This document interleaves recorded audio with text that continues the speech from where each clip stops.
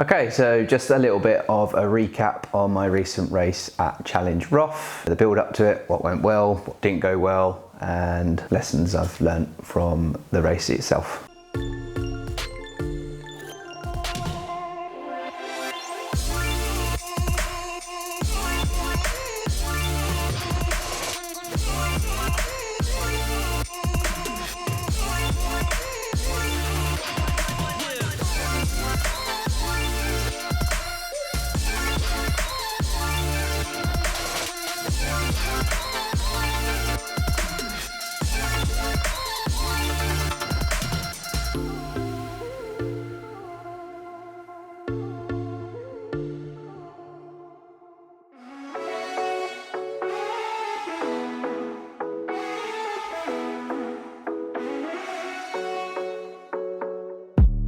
The sun is going down now.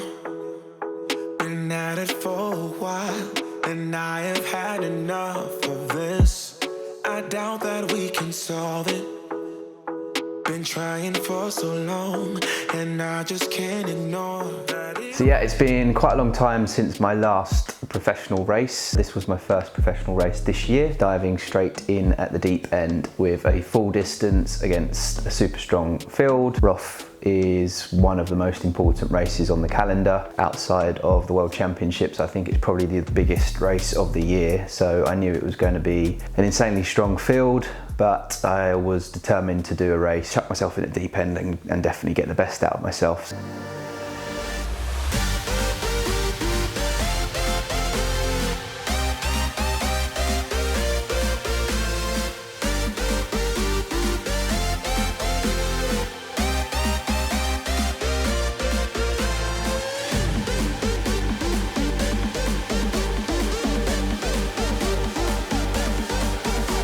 Preparation wise, been about 2 months before the race, working on specific things like heat preparation. I knew from previous years that Roth could be particularly warm, and it was particularly warm. It was 31 degrees on race day. Definitely felt the heat on the marathon section, but the heat preparation work that I'd done before that had paid off, because I think I would have absolutely blown up if I hadn't done so much heat preparation. Training wise, just normal training, swim, bike, run, obviously a lot more long distance focused. It's been a long time since I raced that distance, so re-honing in my nutrition and making sure everything from before was still valid. Played around a little bit with my sodium intake as well, changed that around a little bit. Pleased with how all that went. I had a good nutrition strategy going into it, and I stuck to it on the race day.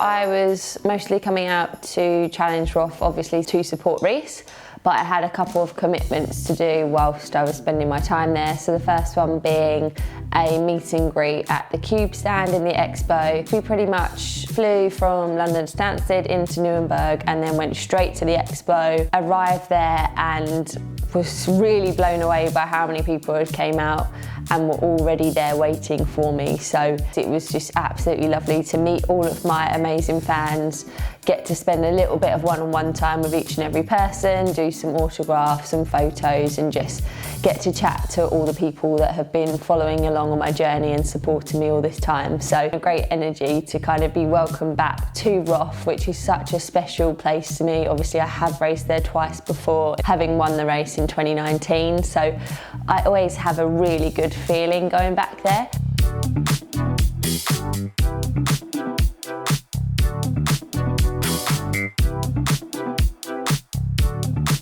So the reason I chose to race Challenge Roth is I have done the relay there for the last 2 years, did the bike leg of the relay, and always said that I would definitely like to go and race that full distance there one day. With Lucy's injury, it meant there was an opportunity there for me to race while Lucy, obviously role reversal, she was cheering me on, and got to see how stressful life is on the other side of the fence. I'm more nervous when she races. Yeah, I feel more nervous. Exactly, yeah. Oh, I'll be fine. I'm going to feel sick all day, and normally when I'm racing, I'm fine. No, don't worry about me. I'll be all right. My question was, what tyre pressure should I run at? And normally it's the other way around. When Lucy's racing, I'm on the other side of the fence tracking her and probably more nervous than she is. So yeah, it was a nice opportunity to actually finally do Roth itself and not just do the relay.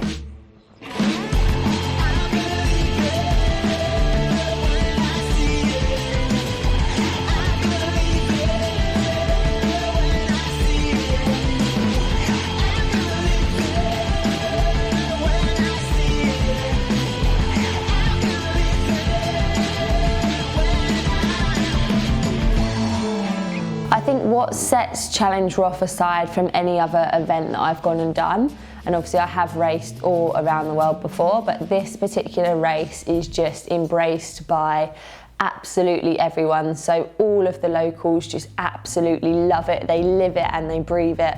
They can't wait for the event to come round every single year. And I think this year was even more special because we've come out the other side of the pandemic. The race obviously did happen last year, but they were encouraged to not have the crowds. It wasn't in the usual capacity of the event. So I feel like this year was a real celebration that the race was back. It was obviously its 20th anniversary. We were lucky enough to stay with a family that Reese and I stayed with in 2018. Really, really lovely family. They just look after you so well, celebrated with us after the race and just make you feel at home. So really, really lucky to have stayed with them again. And I think that's another thing that makes Challenge Roth so unique, is that we get to experience that and really feel part of the family of the whole event and kind of the local community as well. So that was really lovely too. And I think the other thing that sets the race aside is that Felix and his family just love this race. Like, they put so much passion and work into the whole event all year round to make sure that it's so special. There's no other race that I've been to where there is that feeling of that everyone is so happy that this race is happening, and you really do feel that as a spectator and as an athlete now that I've seen it from both sides. So yeah, it is a really, really magical event.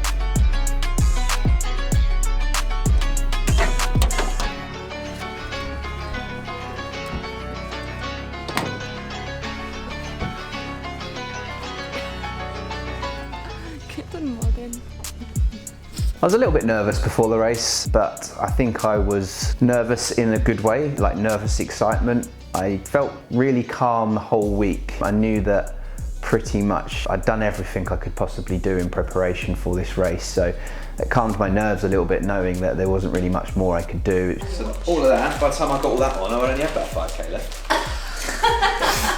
It's just a case of getting to the start line fit and healthy and then hoping for the best of mechanical luck on the day. You always have a little bit of nerves when you're doing a full distance because there's so much to concentrate on, not least of all nutrition is such an important part of it. I was quite nervous before the race just to make sure that everything was set up on my bike properly. I'd not forgotten anything and I knew really clearly in my mind what my strategy was. It wasn't debilitating nerves, as I say, it was excitement nerves and just a good nervous energy to finally be back racing and also racing at such a high level as well. Normally I would have had some 70.3 build-ups to a full distance race, but this was literally my first race of the season, so yeah, I didn't have really much rust-bust the races leading into this. It was just, I knew I had to get everything right on the day and try not to make too many mistakes, and I think, yeah, it pulled off. I executed a pretty good race, to be honest.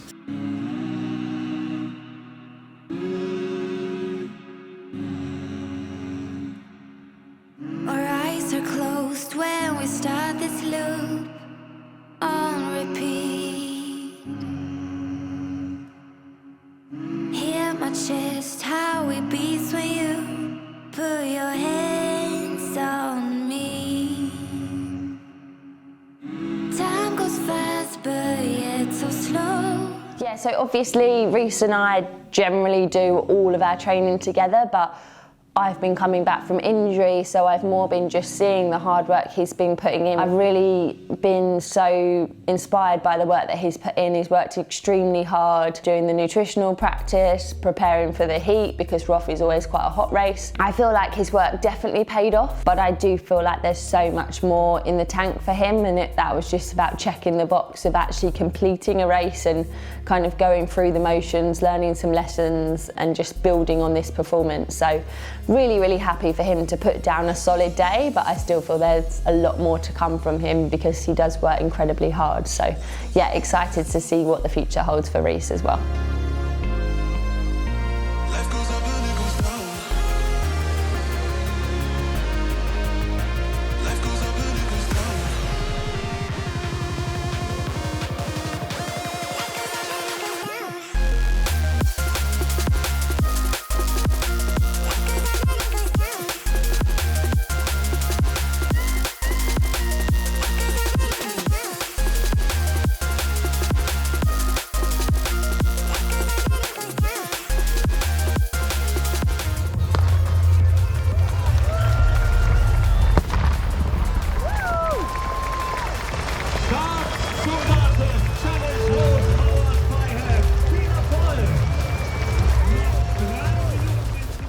Lots of things went well, and then there were, upon reflection, a few things that definitely, as always, when you look back on a race, you could do things better. Swim was extremely easy. I'm really annoyed actually that I didn't see the two swimmers who broke away, Jan Frodeno and Maurice. I was sitting in the next group really comfortably, but we had a kayaker with us, and normally when there's a kayaker in front of the group, you assume that that's the lead kayak, so therefore I assumed I was in the lead group, and then there was no need for me to go to the front of that group. I was just sat in it comfortably, preserving energy. It was only really good 3/4 of the way through the swim that I realised there was two swimmers who had got off the front. Yeah, I kicked myself a little bit there because my takeout speed's normally one of the things that I'm particularly good at, from having my previous background as like a sprint distance swimmer. I just wanted to be in that front group, but not off the front of the front group or leading the front group. But yeah, lessons learned, as I say, my first race of the season, so that was probably a silly mistake that wouldn't have been made had I raced beforehand.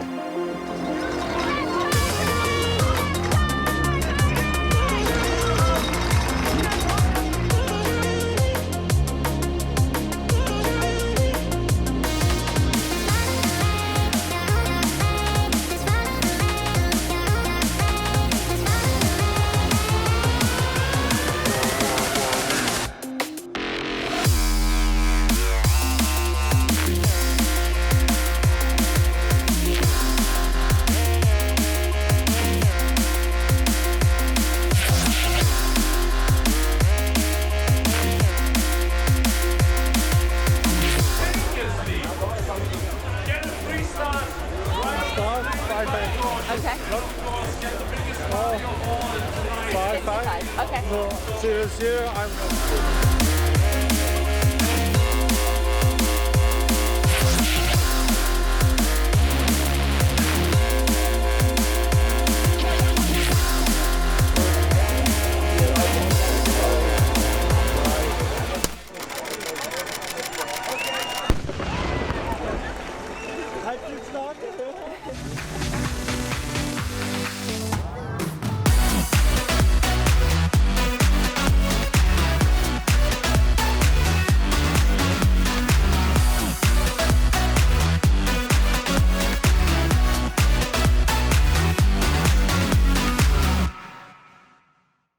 Good luck. See you in a bit. See you in a bit. Bye. Bye.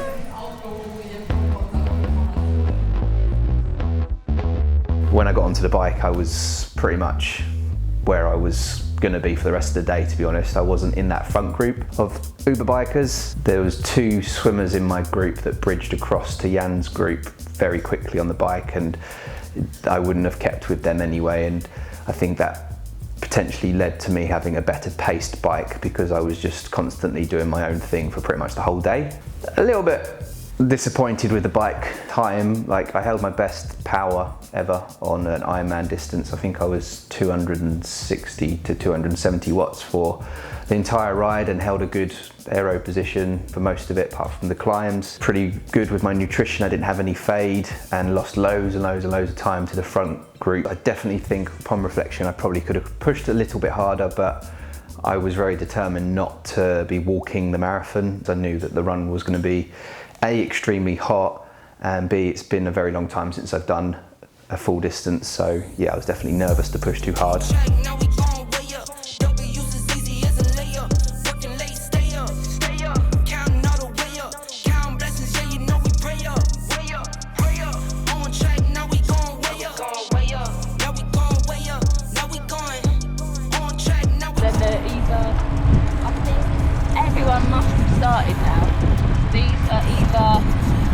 starting their second lap or they've just finished the swim, but the relays do start quite late, so these can be relay athletes. You with life different, make that limit squeeze.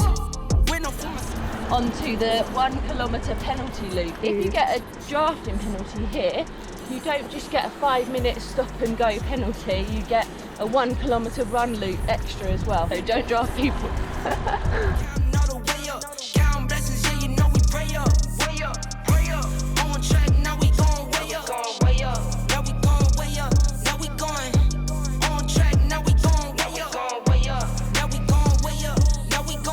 I got his band like I'm Barry Bonds.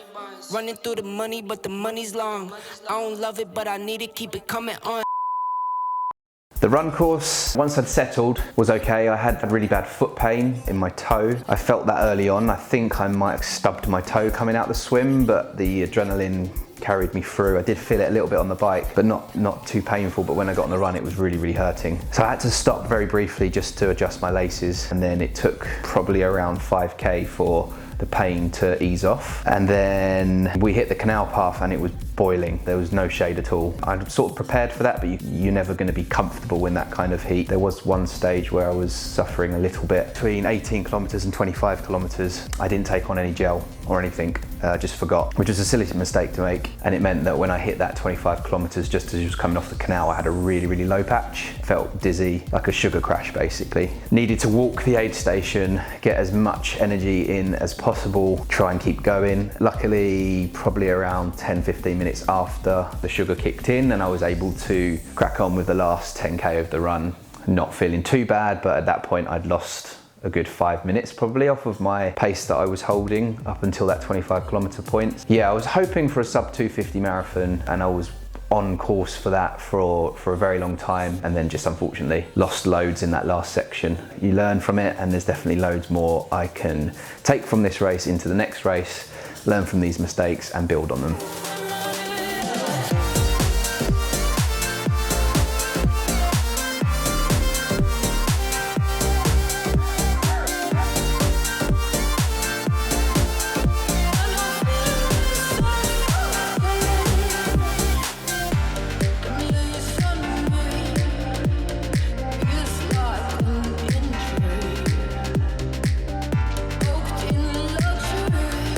So it felt really different, obviously, to be on the spectator side this time. I've never really done that before. I had gone and watched Reece in Kona in 2016 when he was an age grouper. I went to watch him that year, and I do remember it being really exhausting watching, especially when you're so emotionally invested in the athlete that is racing that you feel nervous for them before the race, you worry about them the entire day, and then you just hope that they're okay at the end and they're happy with the day that they had. So that in itself is exhausting, but also I was supporting my LCB athletes as well, doing some commentary, trying to help Reece at the aid stations by giving him drinks where we were allowed to. So it was a really full-on day, and actually I felt more tired at the end of it than I would when I normally race. And I think that's because when I normally race, I feel entirely in control of what's happening because I'm the one doing the race. But as a spectator, you have absolutely no control over what happens to the people that you're watching and supporting. I take my hat off now to anyone who is on that other side of the start line, the ones supporting their athletes all day long, because it is a really tough job.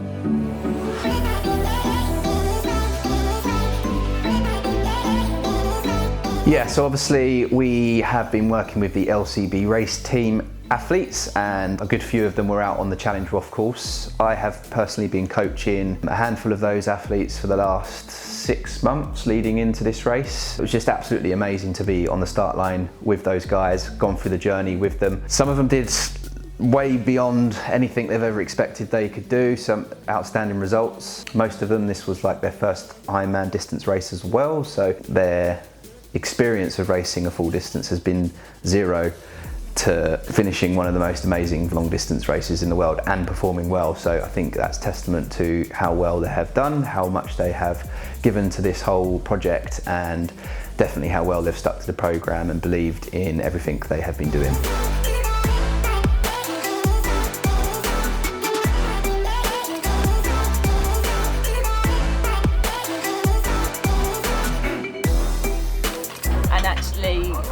yes, it's a long day tomorrow, but your long days in training will feel way longer than what tomorrow will feel. Like, it will go quickly, like I promise.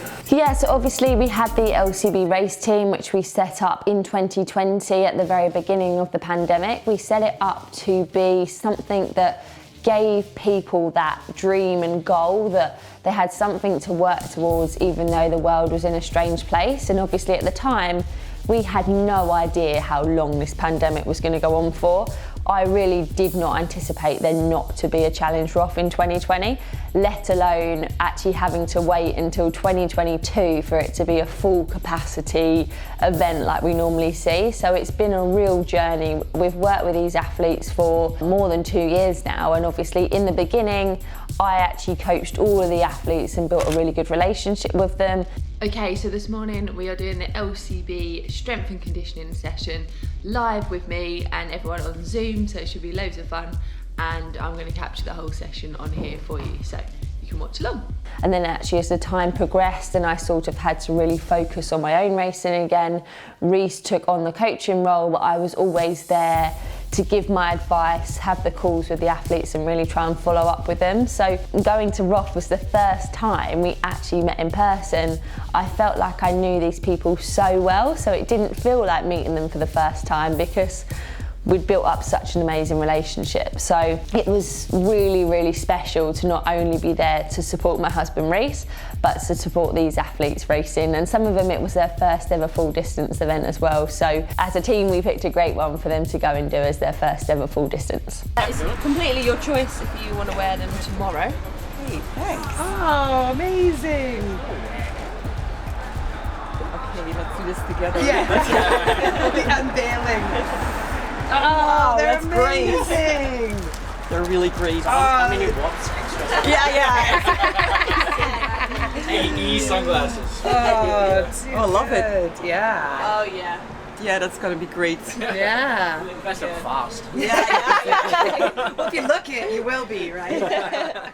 So I think for me, seeing Reece complete a race, because he hasn't raced for such a long time and he's overcome so much this year to even get on a start line, so it was really special to just see him complete the day and cross that finish line, and it's such a special finish line in Roth. So for me, that was probably the highlight of the day, was seeing him finish. But I think secondly to that was seeing each and every one of the LCB race team athletes finish the race, and obviously by the time that they're finishing, which wasn't actually hours and hours after Reece because they did some incredible performances, but by that point in the day, it's been an emotional roller coaster watching Reece and then tracking them as well. So just to see each and every one of them achieve that dream of crossing the finish line was so, so special. And just the emotion on their face and how it made me feel was just really, really lovely as well. So I feel like that was definitely a highlight. Baby, I got you. When you feel like falling, I'll be there to move. Yeah, that baby, I got you. No matter the distance, no matter the hoops. Yeah, baby, I got you. I got you. I got you. I got you. Baby, I got you. I got you. I got you.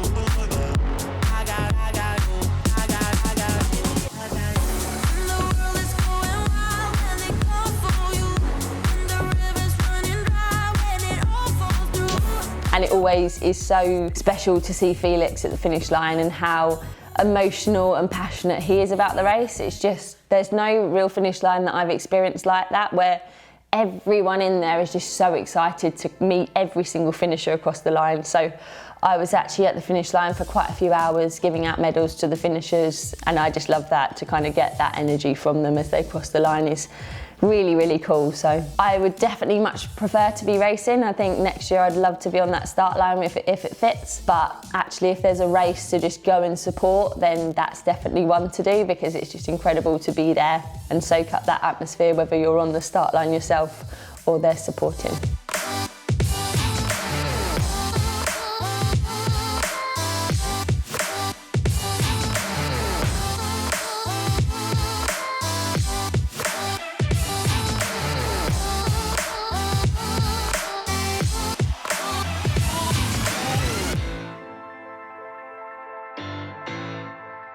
Yeah, so obviously absolutely incredible to see. Some of the performances were just mind-blowing. Jan, obviously, shame to see him pull up on the run, but I mean, his swim and his bike was incredible. Jan's always super inspiring regardless. What Magnus did was out of this world, I think. Potentially one of the most impressive performances, certainly that I've ever seen. And yeah, just to be 9 seconds off Jan Frodeno's record, probably a little bit of a harder course as well.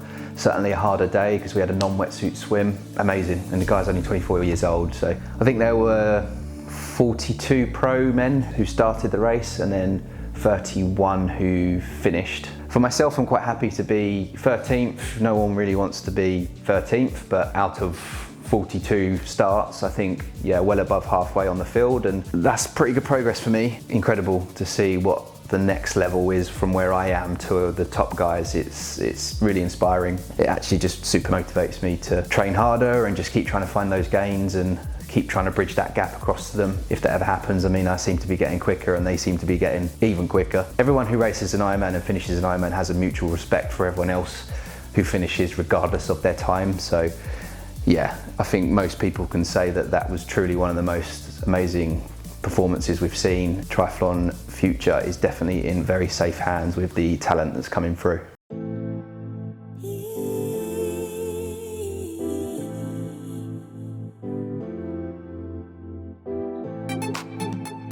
Yeah, so obviously I was actually lucky enough to do some commentary on the live stream, which was the first time I'd ever done that.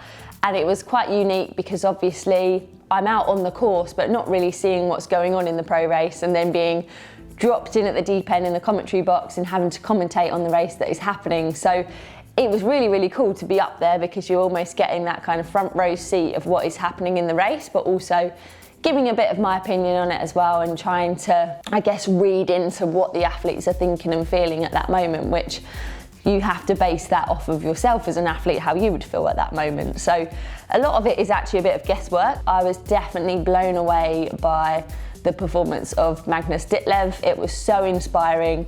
I literally had goosebumps watching him come into the finish line and finish. And he's going to realise he has won this race. And I'm getting goosebumps. Oh, me too. Oh my gosh. It was just so emotional to see him put down a performance that obviously he really deserves.